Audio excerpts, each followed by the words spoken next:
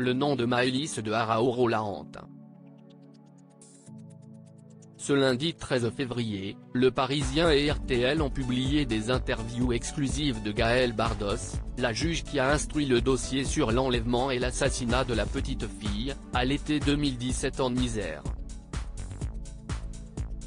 Pour la première fois depuis le début de l'affaire, la magistrate prend la parole et revient sur les coulisses du sombre cas Nordal-Lelandais.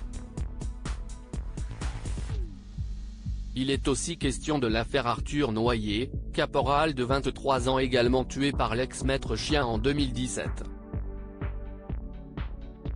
Condamné pour ce crime à 20 ans de prison en mai 2021, l'ancien militaire n'a pas facilité la tâche de la justice.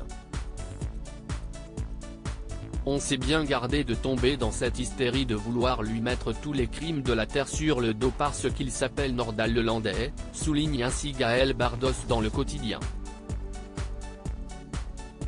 On a bien sûr été interpellé par le même mode opératoire dans les deux affaires. Cet aplomb dans le mensonge, dans sa façon de déformer la vérité, c'est impressionnant, se souvient celle à qui les parents de Maëlys doivent les aveux de Nordal-Lelandais.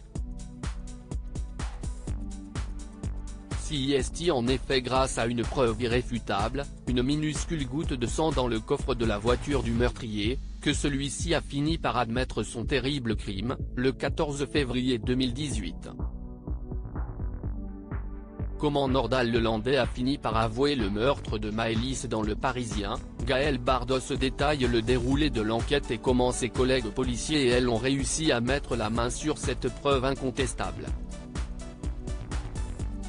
La vidéo de la station de lavage montrait qu'il insistait particulièrement sur le nettoyage du coffre, se rappelle la juge, précisant que la première expertise de la gendarmerie nationale n'avait rien mis en lumière. Le 23 janvier 2018, je vais ordonner un complément d'expertise à l'expert qui estime dans un premier temps que ce n'était pas utile. Nous avons insisté, si, on le fait. On essaye. C'était notre espoir, se remémore-t-elle encore, persuadée qu'il y aurait dans ce coffre l'une des clés de l'affaire Maëlys. L'expert m'a appelé pour me dire que l'on avait retrouvé l'ADN de Maëlys sous le tapis de sol du coffre. C'est un grand moment que je n'oublierai jamais, indique Gaëlle Bardos dans le journal. On sait alors que la fin a été fatale pour cet enfant mais on se dit que l'on a enfin quelque chose. C'est une libération, un aboutissement. Cela a été le point de bascule du dossier, assure-t-elle enfin.